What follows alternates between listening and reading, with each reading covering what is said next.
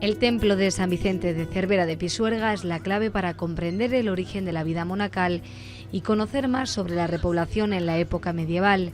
Se trata de un eremitorio de piedra caliza que se ha recuperado tras una inversión de 65.000 euros por parte de la Junta en colaboración con el Ayuntamiento y la Fundación Santa María la Real dentro del plan del románico. El paso del tiempo y las visitas incontroladas lo habían degradado.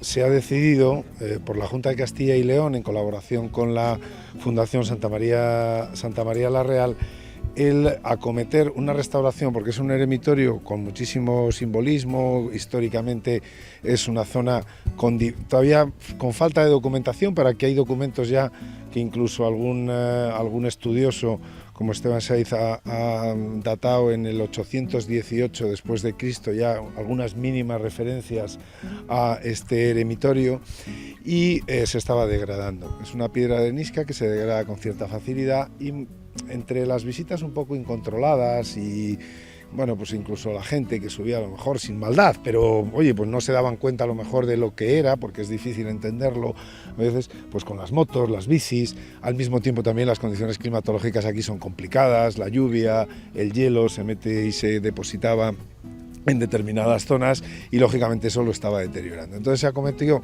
esta restauración, que por un lado era para evitar estas incidencias climatológicas, evitar los huecos, los posibles resquicios por los que se metía el agua, y al mismo tiempo pues también, como ven ustedes, pues hacer un pequeño recinto en el cual pues de alguna manera se evite esas visitas incontroladas, que pueda entrar el que quiera, que para eso está, para que se vea, pero al mismo tiempo que la gente se dé cuenta que es un lugar de valor y que hay que tener en cuenta. Y a todo esto también se ha añadido unas labores divulgativas que yo creo que son importantes entre la gente de la zona, de los chicos, para que también ellos vayan apreciando el valor de lo que tenemos en esta tierra, ¿no? Y eso también, pues la Fundación Santa María la Real ha dado unos cursos, unas clases, unas charlas en los colegios, y también a través de las jornadas culturales que realiza con nosotros. El eremitorio de San Vicente data del año 800 después de Cristo. Su origen está relacionado con el asentamiento de monjes eremitas y dio lugar a una iglesia monástica. Nos encontramos ante uno de los ejemplos de eremitismo más importantes de la zona del Alto Ebro y Pisuerga, ¿no? Que es donde se concentran la mayor parte de edificios de estas características, ¿no? Es el origen del monacato, de los monasterios, ¿no? Previo a esto existían cantidad de personas que de forma individual ejercitaban un modelo de cristianismo en soledad, ¿no? Gente que vivía solitaria en cuevas, o gente que se subía a piedras, los famosos estilitas, ¿no? Y entonces San Benito de Nursia, cuando establece la regla de San Benito, lo que dice es que estos cristianos que vivían en soledad no podían ejercer el cristianismo de esta manera. Tenían que vivir en comunidad, tenían que vivir bajo una regla, ¿eh? Ese es el inicio del monacato, de los monjes, de los monasterios. Lo que ocurre es que al principio los monasterios no eran como hoy estamos acostumbrados a verlos, ¿no? Unos grandes edificios con grandes iglesias, grandes claustros, sino que lo que hacían era edificaban, tallando rocas, pues este tipo de restos, ¿no? Que hoy nos han llegado. Compartían estos espacios con la gente del pueblo también, de tal manera que dentro de estos espacios encontramos la zona dedicada a los monjes y la zona dedicada al pueblo. Ubicada en el área del curso alto de los ríos Ebro y Pisuerga, es una muestra del periodo de repoblación de la época medieval. Pero la importancia de estos edificios es trascendental, porque estos edificios nos demuestran que esta zona fue la zona donde se producen las primeras experiencias de repoblación, ¿no? En la Edad Media, en la Alta Edad Media, zona ocupada por los musulmanes. Tan evidente es esta zona ocupada por los musulmanes que a esta cueva le llaman la Cueva del Moro, le han llamado la Cueva del Moro toda la vida, porque esta era una zona ocupada por musulmanes. Pero en la Alta Edad Media, a partir del siglo VII, VIII, IX, empiezan los procesos de repoblación, o sea, los foramontanos al otro lado de la cordillera cantábrica empiezan a cruzar esas zonas, y es en estos puntos donde se puede percibir que se podría cruzar el río Pisuerga en este momento. Bueno, este es el río Ribera, pero es la zona de posible paso de los foramontanos donde se establecen los primeros asentamientos, ¿no? Claro, no tenemos evidencias de viviendas o no tenemos evidencia de restos de localidades, ¿no? Pero claro, los edificios religiosos, que eran los más importantes, pues afortunadamente tenemos estas evidencias, y es fundamental que entendamos, comprendamos este tipo de edificios y que hoy los mantengamos en su mejor estado de conservación, y sobre todo que propongamos experiencias en las que todo el mundo entienda este análisis de estos edificios y su importancia. En su interior se identifican los diferentes espacios dedicados a la estancia monacal y al culto. Lo que veríamos es una zona que se encuentra a nuestra derecha, que es donde vivirían los monjes, y una zona que se encuentra a nuestra izquierda, que es por donde se produciría la entrada de los fieles. De tal manera que hay una zona de un presbiterio, que es donde los monjes desarrollarían su actividad litúrgica, y una zona posterior, los pies de la iglesia, que es donde se colocaría la gente del pueblo. Este edificio, aunque nos parece extrañísimo, son las primeras muestras de lo que luego veríamos en lo que son las iglesias románicas. Iglesias orientadas este-oeste. Este gran hueco que tenemos detrás sería el ábside, que estaría tapado con piedra de mampostería. Veríamos elementos funerarios como las tumbas en el interior, que es donde se enterraban originalmente, y vemos restos de los arcosolios que luego podemos ver en iglesias románicas y góticas. Con posterioridad las tumbas se producían afuera, porque ya las iglesias se llenaban, no cabían más muertos, y lo que hacían era empezaban a enterrar fuera. Y vemos detrás de mí las tumbas exactamente con la forma antropomórfica, la forma de la cabeza, y todas las tumbas se orientan de la misma manera, este-oeste, igual que el ábside y los pies de las iglesias. Siempre la orientación de estos edificios medievales es este-oeste, la salida del sol y el poniente. Esta es la idea del nacimiento, de orientación a Tierra Santa, es esta idea de la renovación, ¿no? Siempre la salida del sol.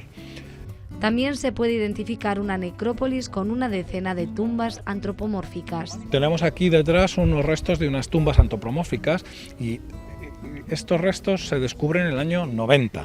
Es el arqueólogo Esteban Sáenz que se propone desarrollar este estudio en esta zona, y lo que nos encontramos precisamente en este yacimiento fueron restos originales de época medieval, es decir, que son tumbas excavadas en torno a los siglos IX y X, y en el que encontramos restos funerarios de esa misma época. En esa época las tumbas en algunos casos se reaprovechaban, no solamente entraba una persona, sino que con posterioridad algunas de estas tumbas se reutilizaban para que otras personas pues ocuparan estos espacios. Y entonces en algunas de estas pues encontramos hasta 3 y 4 cuerpos, pero bueno, algunas de estas se encontraron absolutamente inéditas, o sea, tal como se produjeron en la época de la Alta Edad Media. Sí, fue una experiencia extraordinaria, dar con un yacimiento de este tipo alto medieval. La verdad es que los yacimientos medievales uno descubre cosas que te impactan, ¿no?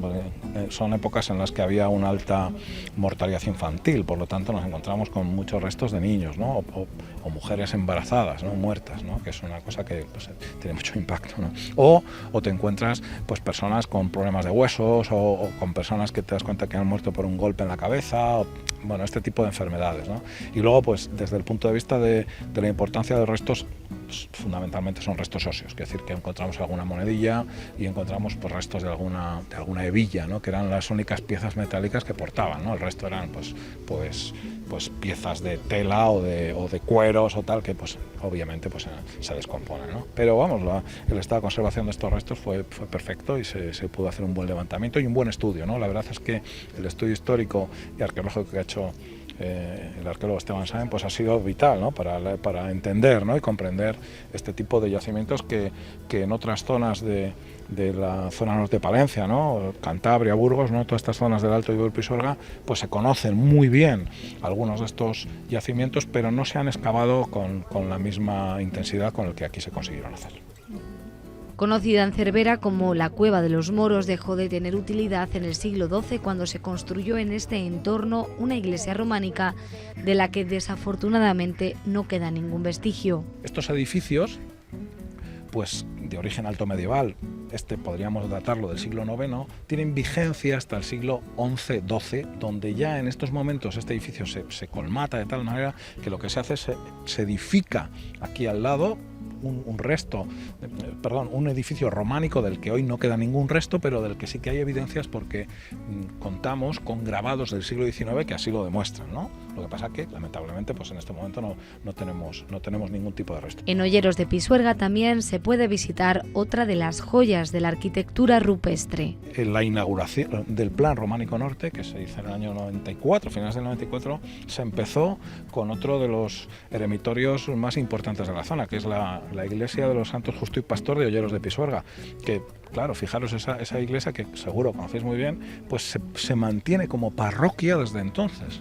Se mantiene como parroquia. Es decir, este otro tipo de edificios se han abandonado, pero en Olleros de Pisuerga, pues afortunadamente, pues por la tradición ha ido haciendo que esa iglesia no solamente se excavara en época alto medieval, sino que en época medieval y bajo medieval se siguieran haciendo ampliaciones. La iglesia de los Santos Justo y Pastor de Olleros de Pisuerga es una iglesia en la que se podemos ver distintas fases de cómo ha ido creciendo en los años y cómo se ha ido ampliando.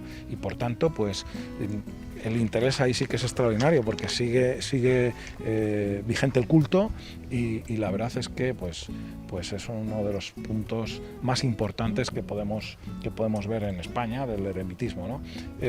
Podemos decir que en toda la zona del Alto Ebro y Pisuerga podemos tener evidencias de más de 40 eremitorios en buen estado de conservación, o cuando decimos buen estado de conservación, con evidencias perfectas bueno, pues para visitarlas y para poder verlo, ¿no? Seguramente se podrán encontrar algunos más, algunos estarán desaparecidos, algunos estarán en un estado de tal deterioro que ya no es evidente su paso, ¿no? La visita a la cueva de San Vicente de Cervera de Pisuerga es obligada para comprender la historia de la época medieval. Su entrada es libre.